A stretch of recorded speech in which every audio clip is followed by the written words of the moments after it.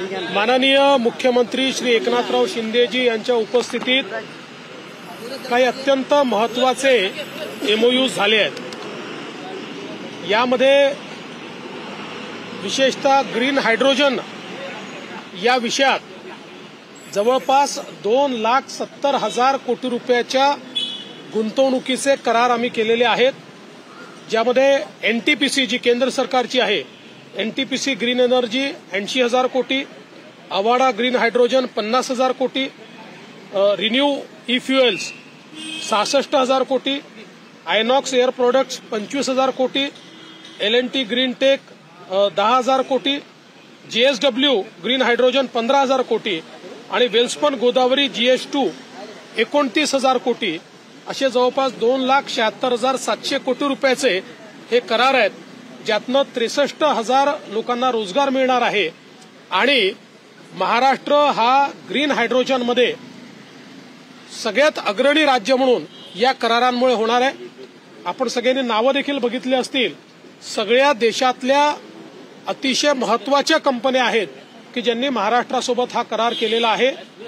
Maharashtra green hydrogen मधलं policy करणारं पहिलं राज्य ठरलं आहे आणि त्यामुळे इतक्या मोठ्या प्रमाणात ही इन्व्हेस्टमेंट आज महाराष्ट्रामध्ये येते आहे। याच्या व्यतिरिक्त एक अजून महत्त्वाचा एमओयू आज आपण या ठिकाणी केला आहे, तो म्हणजे Arcelor Mittal Nippon steel AMNS जी आज जगातली सगळ्यात मोठी स्टीलची कंपनी आहे, यांच्यासोबत आपण जवळपास 6 मिलियन टनचा त्या ठिकाणी स्टील प्लांटचा एमओयू केलेला आहे आणि जवळपास 70,000 कोटी रुपयाची गुंतवणूक ही या स्टीलमध्ये देखील येणार आहे।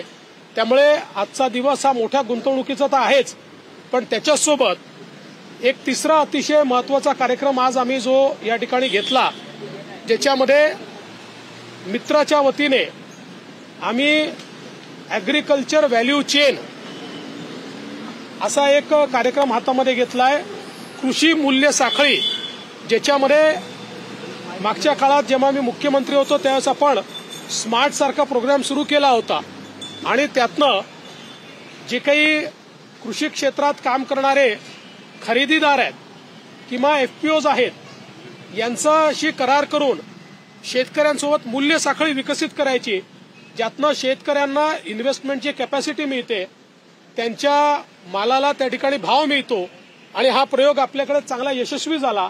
आज अशा प्रकारच्या वेगवेगळ्या 20 नवीन मूल्य साखळी तयार करण्याच्या संदर्भात देशातल्या चांगल्या उद्योजकांसोबत आणि FPOs सोबत आज आपण त्या ठिकाणी करार केलेला आहे। यासोबत म्हणजे Amazon सारखा एक प्लॅटफॉर्म की जो देखील आपल्याशी करारामध्ये आलेला आहे आणि आपल्या भारतीय प्लॅटफॉर्म जे आहेत हे देखील आपल्यासोबत करारबद्ध झालेले आहेत। त्यामुळे मोठ्या प्रमाणात या ठिकाणी शेतकऱ्यांना व्हॅल्यू चेनच्या माध्यमातून उत्तम प्रोडक्शन करण्याकरता सीड देण्यापासून तर त्यांचा माल विकत घेऊन मार्केटपर्यंत पोहोचवणे आणि त्यांना योग्य मूल्य देणे। लोकशाही मराठी ऐका, पहा, जागरूक रहा।